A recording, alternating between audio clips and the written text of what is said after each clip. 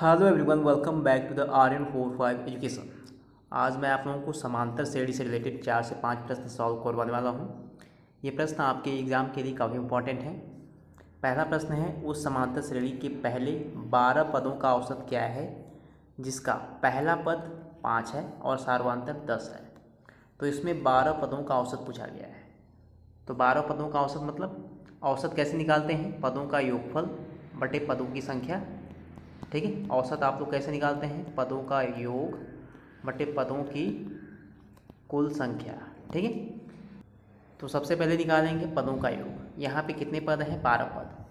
और पद समांतर श्रेणी में है, तो समांतर श्रेणी के पदों का योग कैसे निकालते हैं? आप लोग जानते हैं, समांतर श्रेणी में पदों का योगफल निकालते हैं SN बराबर n/2 2a plus n-1 into D. ठीक है, ये फार्मूला होता है समांतर श्रेणी में पदों का योगफल निकालने के लिए। तो यहाँ पे आप लोगों को a का मान चाहिए, d का मान चाहिए। ठीक है, और n का मान कितना है? 12, क्योंकि टोटल 12 पद हैं। a का मतलब क्या है? पहला पद। d का मतलब क्या है? सार्वधातुक। और ये दोनों चीज़ें जो हैं क्वेश्चन में दी गई हैं, ध्यान से देखिएगा। पहला पद क्या है? 5, यानी a बराबर 5। सार्वधातुक क्या है? 10। d का मान 10। ठीक है, तो d ये है आपका 10 और a जो है 5 है। ठीक है, तो आप लोग जो है पदों का योगफल निकाल सकते हैं। SN बराबर 12/2 2a यानी 2 गुणे 5 n-1 d का मान क्या है? 10। तो ये हो जाएगा 6 10 माइनस, सॉरी यहाँ पे जो है प्लस रहेगा, ध्यान से देखिएगा। तो 12 माइनस 1 11 यानी 110 आ जाएगा। ठीक है, तो ये आ जाएगा 6 गुणे 120 और ये आपका आ जाएगा 720।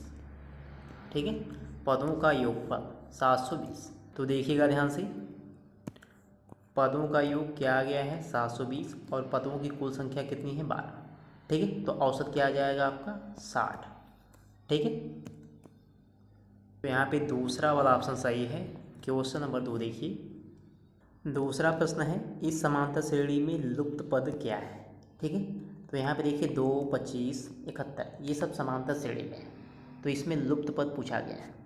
ठीक है, जब भी आप लोगों को संख्याएं जो हैं समांतर श्रेणी में दी गई हों तो उनके बीच का जो है सार्वधातुक जो है सभी जगह समान होता है, ये ध्यान रखिएगा आप लोग। तो यहाँ पे जो d आएगा सार्वधातुक और यहाँ पे भी जो d आएगा ये दोनों बराबर होना चाहिए। ठीक है, d का मतलब सार्वधातुक, सार्वधातुक मतलब दोनों पदों का अंतर। तो देखिए ध्यान से, 2 25 डैश और क्या दिया गया है आपका? 71। तो यहाँ पे देखिए d मतलब 25 माइनस 2 कितने का अंतर है? 23 का अंतर है। ठीक है, तो अब यहाँ पे खाली स्थान पे जो संख्या आएगी, मान लीजिए x है, तो x माइनस 25 ये भी आप लोगों का 23 के बराबर ही होना चाहिए। ठीक है, x माइनस 25 ये भी 23 के बराबर होना चाहिए, क्योंकि समांतर श्रेणी में जो है सभी जगह अंतर जो है समान होता है। तो x का मान यहाँ पे आ जाएगा 23 प्लस 25 यानी 48। ठीक, यानी यहाँ पे क्या भरा जाएगा आपका? 48। ठीक है, तो यहाँ पे जो लुप्त पद है वो आएगा 48। आप लोग चेक भी कर सकते हैं, जैसे 2 25 48 71। अब ये सभी समांतर श्रेणी में हैं तो सभी जगह सार्वधातुक समान हो जाएगी।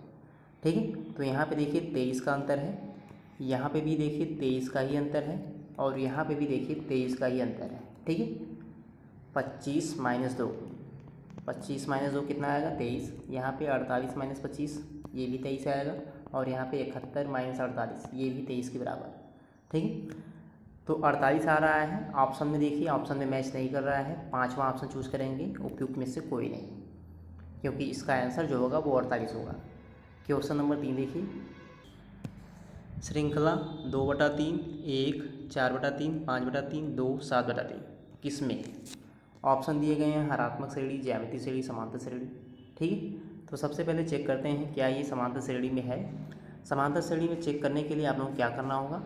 सभी जगह सार्वधातुक चेक करना पड़ेगा। 1 माइनस 2/3 सबसे पहले चेक करेंगे कितने का गैप है, तो ये आएगा आपका 1/3। आगे है आपका आगे आप लोग इसमें और इसमें चेक करेंगे, यानी 4/3 माइनस 1, ठीक है। तो ये भी 1/3 के बराबर ही आएगा। आगे है 4/3 5/3, तो 5/3 माइनस 4/3 ये भी 1/3 के बराबर है। यानी कह सकते हैं सभी जगह सार्वधातुक जो है समान आ रहा है, ठीक है। सभी जगह अंतर कितने का है, 1/3 का है। जब सभी जगह सार्वधातुक समान है तो वो श्रेणी जो है समांतर श्रेणी में हो जाएगी। आप लोग आगे भी चेक कर सकते हैं। क्वेश्चन नंबर 4 प्रश्न है, यदि किसी समांतर श्रेणी का 7वां और 13वां पद 16 और 28 है तो पहला पद ज्ञात कीजिए। तो ध्यान से देखिएगा, अगर कोई श्रेणी जो है समांतर श्रेणी में है, अगर कोई श्रेणी समांतर श्रेणी में है तो उसका अगर nवां पद निकालना हो तो फार्मूला होता है a plus n minus 1 into D, ठीक है। क्या होता है, nवां पद अगर निकालना हो तो फार्मूला होता है a plus n minus 1 into D. तो यहाँ पे देखिए, यहाँ पे आप लोगों को 7वां और 13वां पद दिया गया है। तो 7वां पद क्या हो जाएगा आप लोगों का, a प्लस 7 माइनस 1 डी, यानी a प्लस 6d हो जाएगा। और 13वां पद इसी प्रकार क्या हो जाएगा, a प्लस 12d, ठीक है। अब क्वेश्चन में 7वां पद इसका मान दिया गया है 16 और 13वां पद इसका मान दिया गया है 28, यानी कह सकते हैं a plus 6d 16, a plus 12d बराबर 28। अब आप लोगों को क्या करना है, समीकरण 1 में 2 से गुणा कर दीजिए और समीकरण 2 घटा दीजिए। ये है पहला समीकरण, ये है दूसरा समीकरण। अब ऐसा क्यों करना है, क्योंकि आप लोगों को निकालना है a का मान, पहला पद, ठीक है। तो d को कैंसिल करेंगे तो समीकरण 1 गुणे 2 क्या आ जाएगा आप लोगों का, यह आ जाएगा 2a प्लस 12d बराबर 32।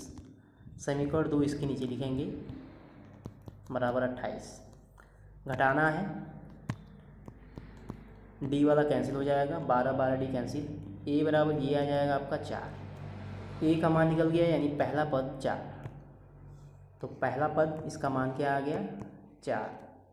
क्वेश्चन नंबर 5 क्वेश्चन नंबर 5 समांतर श्रेणी के 18 पदों का योग ज्ञात कीजिए यदि पहला पद -20 और 18वां पद 31 है। तो योग आप लोग दो तरीके से निकाल सकते हैं।